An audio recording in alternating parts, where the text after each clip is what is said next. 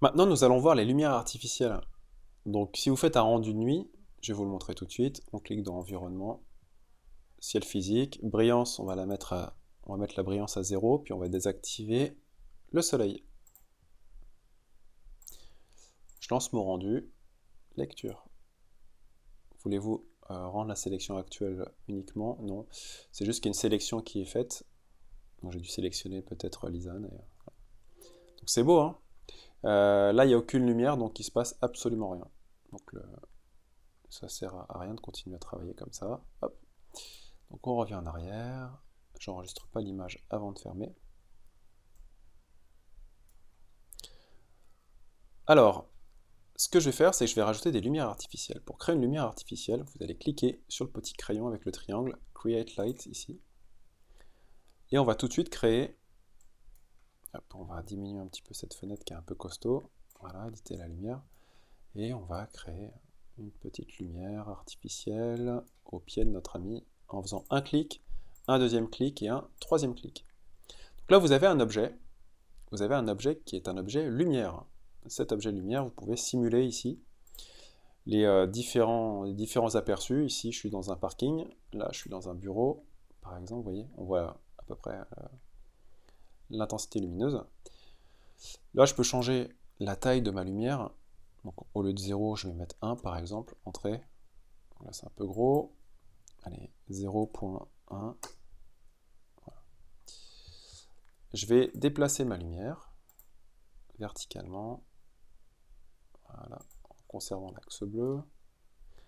Et je vais lui donner des paramètres. Donc là, sur ce petit bouton, je vais jouer sur le type de lampe. J'aurai du LED. Hop, LED.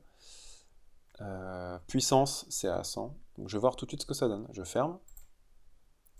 Je peux déplacer mon petit point de façon à ce que ça n'embête pas trop ici. Voilà. Et je lance mon rendu. Lecture.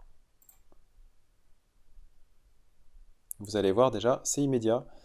Vous voyez votre scène, elle s'allume automatiquement. Donc clic droit, ajuster l'image à l'écran. Alors ça c'est pratique.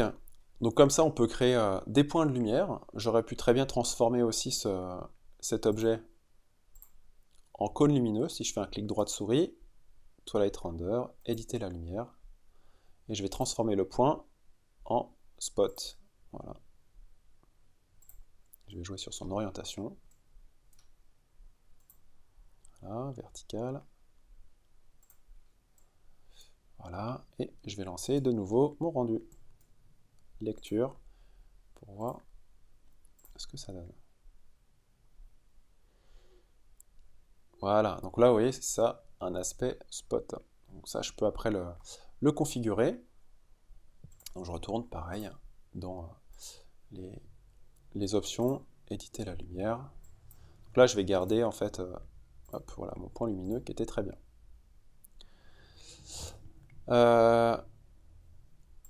Voilà, donc on va voir de nouveau le rendu, lecture. Voilà, donc là c'est un point lumineux. Il ne s'est pas mis à jour en tant que point lumineux, il a toujours l'aspect d'un spot, mais il fonctionne comme un point lumineux et c'est le principal. Donc vous allez pouvoir comme ça, eh bien, configurer toutes vos matières. Là je peux revenir de nouveau avec le pot de peinture sur mon parquet. Je peux faire en sorte que mon parquet, dans les modèles, ait un aspect bois satiné, et que là mon bois va briller un peu plus. Je peux rajouter ici ce qu'on appelle du bump. Donc le bump, je vais dans ici color, non, texture, euh, bump bump, hop, bump, voilà, SketchUp et SketchUp. Et là vous voyez taille 1, donc ça fait tout de suite un aspect, en relief, c'est super sympa. Donc je peux fermer ma boîte de dialogue. Et là je vais lancer un dernier rendu. Pour le coup, avec la loupe, je vais augmenter mon champ angulaire qui est à 35, je vais mettre 60 et entrée, pour avoir un champ angulaire plus grand. Et je lance mon dernier rendu. Et cette fois-ci, je vais augmenter un petit peu. Allez, hop, je vais bloquer le rapport largeur-hauteur. On va mettre 1600. Après, vous pouvez augmenter autant que vous voulez. Par contre, ça va augmenter le temps de rendu. Et là, je lance ma lecture. Donc j'ai un ordinateur qui est assez puissant, donc ça va assez vite. Ce qu'il faut savoir, c'est que dès que vous rajoutez du détail type de la brillance ou du bump, du relief sur vos matières, eh bien forcément, ça va prendre un peu plus de temps au niveau du rendu. Donc le bump, etc., il faut vraiment, et la brillance, il faut vraiment on va dire le calibrer à la fin de vos rendus. Faites plein de tests comme ça, même maquette blanche pour voir la lumière. Vous positionnez vos lumières après vos matières et vous lancez le rendu. Et l'avantage, c'est que vous restez dans SketchUp par rapport à un logiciel comme Artlantis où il faut exporter son fichier, c'est toujours compliqué. Si vous faites des modifications, il faut revenir dans SketchUp. Là, vous faites toutes vos modifications temps réel dans SketchUp. Voilà, donc mon rendu est bientôt terminé. Ray tracing, donc c'est la projection des rayons lumineux. Et il y a toujours une phase d'anti-aliasing à la fin pour lisser les arêtes. Là, je ne sais pas si vous entendez, mais mon ordinateur est en train de souffler. Il est en train de monter une côte.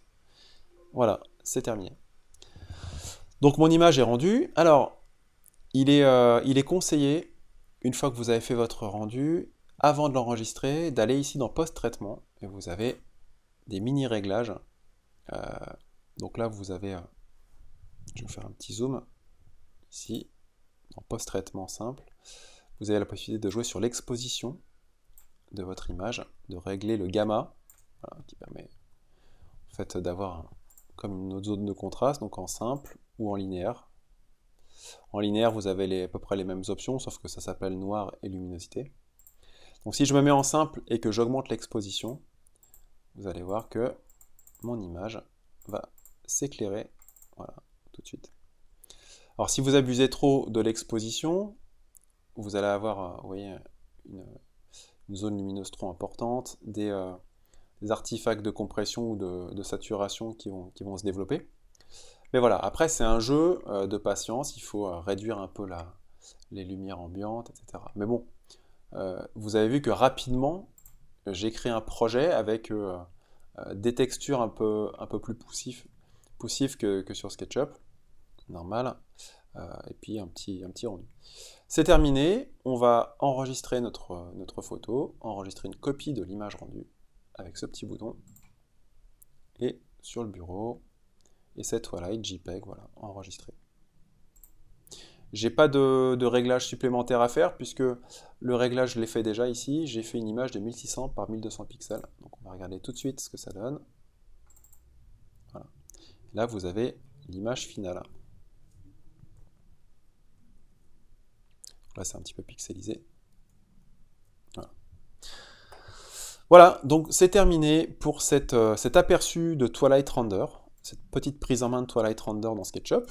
Donc je vous invite à vous abonner à ma chaîne YouTube, à vous rendre si vous voulez plus d'informations, plus de cours sur le site tuto.com, voilà, où j'ai toutes mes vidéos, notamment sur SketchUp, il y en a pas mal, il y en a une bonne 60aine. Donc, si vous voulez vous former, il y a pas mal de cours sur Twilight Render. Voilà, je vous remercie beaucoup et je vous dis à bientôt sur YouTube.